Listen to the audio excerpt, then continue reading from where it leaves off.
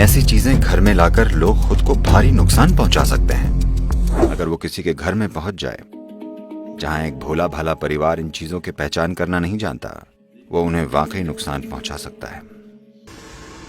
भारत में ऐसे लोग हैं जो अपनी तंत्र विद्या की प्रैक्टिस करते हैं पेड़ों पर।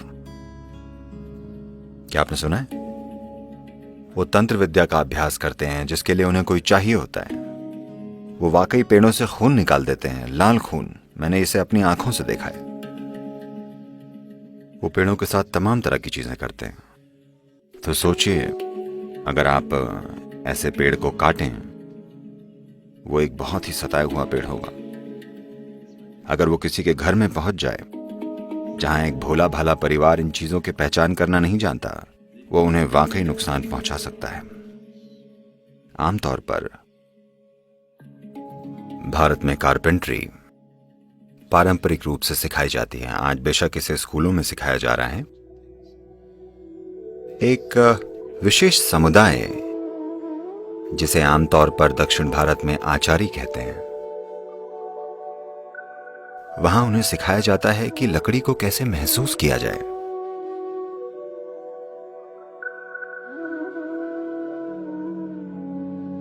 उसका उपयोग कैसे किया जाए। वो कभी कभी किसी लकड़ी को अस्वीकार कर देते हैं, वो इसे लेंगे ही नहीं।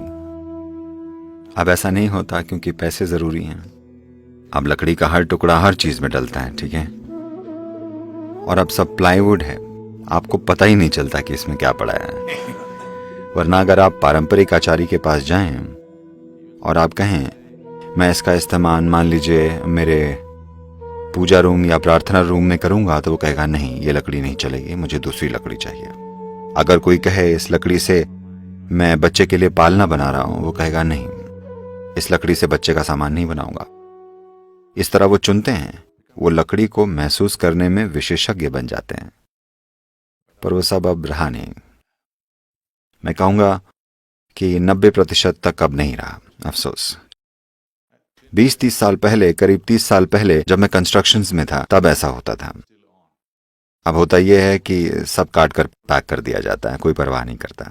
ये एक सूक्ष्म शक्ति है, पर कभी कभी ये शक्तिशाली होती है, वरना आमतौर पर सूक्ष्म ही होती है। दरअसल कई घरों में शायद अगर महिलाएं वैसी ना हो, मैं शिकायत नहीं कर रहा हूं, पर अगर उनका ध्यान करियर पर ना हो और वो कोमल हो और घर को महसूस कर पाएं, अगर वैसी महिलाएं हों तो शायद उन्हें पता होगा कि कहाँ क्या रखना है। उन्हें सोचना भी नहीं पड़ेगा। असल में बिना तर्क से सोचे वो चीजें कुछ इस तरह से रख देंगी कि ये अच्छा महसूस हो, कि ये घर में अशुभ शक्ति ना बने। मुझे यकीन है कई महिलाएं इन चीजों के प्रति संवेदनशील हैं। शायद वे इस बारे में सचेत ना हो, क्योंकि मैंने मेरी एक चाची को देखा है।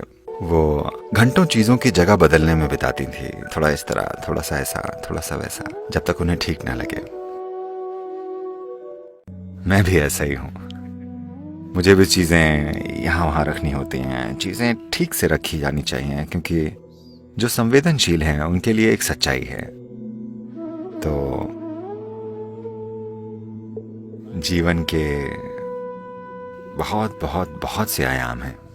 आप जितना खोजने को तैयार हैं, उतना ही समृद्ध आपका जीवन होगा। चाहे आप खाना पकाएं या कारपेंटरी करें या झाड़ू लगाएं, एक ही काम लाखों तरीके से हो सकता है। हाँ, वही काम लाखों तरीकों से हो सकता है। हर इंसान वही काम अलग तरीके से करेगा, है कि नहीं? हाँ, सभी के तरीके अलग होंगे। तो आप ध्यान ना दें तो कुछ नहीं है, कुछ भी नहीं है। सब कुछ मिट्टी और पत्थर ही तो है। अगर आप ध्यान दें तो सब कुछ कुछ और ही बन जाएगा। कितना ध्यान दें, आपका ध्यान कितना तीव्र है, आपके हिसाब से ये जीवन कितना ध्यान देने लायक है? ये एक बड़ा सवाल है। आपके हिसाब से जीवन पर कितना ध्यान दिया जाना चाहिए? कितना? जितना हो सके उतना, है ना?